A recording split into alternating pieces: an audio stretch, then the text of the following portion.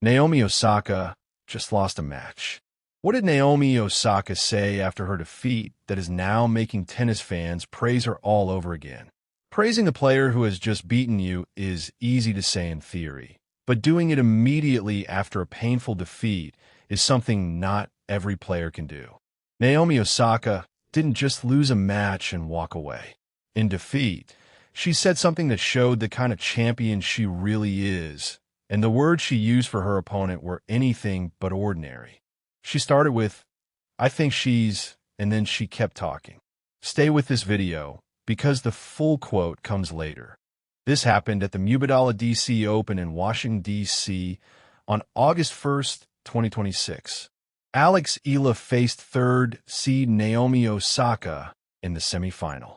It was the first career meeting between the two players.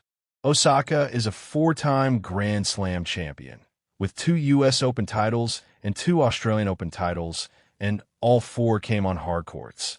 The exact same surface this match was played on. Osaka entered the match ranked world number 13.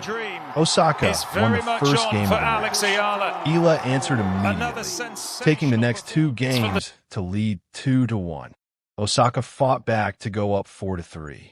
Then Eala reeled off 3 straight games to close out the first set, 6-4. In the second set, Eala took control early, breaking serve to open with a 2-0 lead. Osaka tried to close the gap, staying within striking distance at 3-2 after saving multiple break points, but the pressure did not let up. The match ended 6-4, 6-2, and Alex Eala advanced to her first ever WTA 500 final. Osaka won only 59 points on her own serve. Eala won 71 points on her first serve and 79 on her second serve, while committing only 1 double fault in the entire match. Osaka, known for one of the most powerful serves on tour, was broken 4 times in 12 breakpoint opportunities. After the match, Osaka explained the loss herself. She said, I feel like I hit a lot of unforced errors, so that was probably one of the main reasons for the loss." To reach this semifinal, Eala had already beaten Qinwen Zheng, the former world number 4 and reigning Olympic gold medalist, coming back from a set and a breakdown to close out the match. Before that, she defeated Leylah Fernandez, the defending Washington champion and number 7 seed, 6-2, 7-6, winning the tiebreak 7-1. Before that, she beat a top 10 ranked opponent in straight sets. 3 consecutive straight set wins carried her into the match against Osaka, and then a 4th. This is Eala's second career WTA Tour final above the WTA 125 level, following her runner-up finish at the Eastbourne Open last year. It is also her first tour-level final on a hard court. She is currently ranked world number 28, and this tournament marked her first appearance in Washington. At Osaka's press conference, the very first question was about Eala's potential as a player. Here is her full answer, word for word. "She's an amazing player. She's incredible. I think she's a star. And it's just really cool to have someone like her that I guess people can look up to. And for me, I think it's amazing that she's such an inspiration, and I really love hearing her talk because it's really cool the things that she says." That is the complete quote. A 4-time Grand Slam champion, right after a loss, calling her 21-year-old opponent a star and an inspiration. Eala's own reaction after the match was equally notable. She said, "One more match, I guess, but I'm super, super happy. I think I played really well, and, of course, such a meaningful match against a great player. So really happy to share the court with Naomi. Such an honor to share the court with her."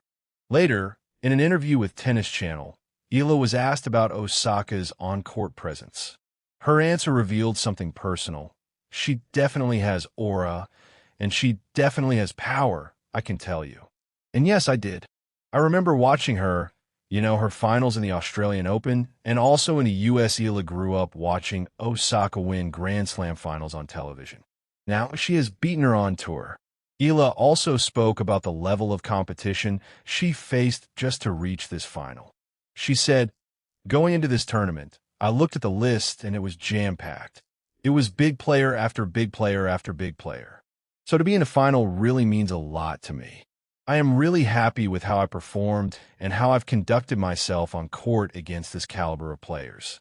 After her earlier win in the quarterfinal, Eala was told on court, live, that she was guaranteed to enter the WTA Top 25 on Monday. Her reaction was recorded in real time. That sounds amazing. That sounds so surreal. That sounds actually crazy, but I'm super proud of it. Alex Eala now faces Jessica Pegula in the final. Pegula is the world number 3 and the top seed at this tournament. In the other semifinal, she defeated Diana Schneider in straight sets. The final takes place in Washington, D.C., the same city where Pegula won her very first career WTA title back in 2019. Pegula is a former top 3 ranked player and reached the quarterfinals or better at 3 Grand Slams in 2024. Eala is currently ranked world number 28. A win in the final would push her into the top 20 of the WTA rankings, and that has direct implications for the U.S. Open, which is less than a month away. WTA rankings determine Grand Slam seeding. A top 20 ranking means a protected draw in the first week, avoiding a potential matchup against the top 10 player in the early rounds. It would also make her the first Filipino woman ever ranked inside the WTA Top 20. This wasn't a scripted, polite statement from Osaka.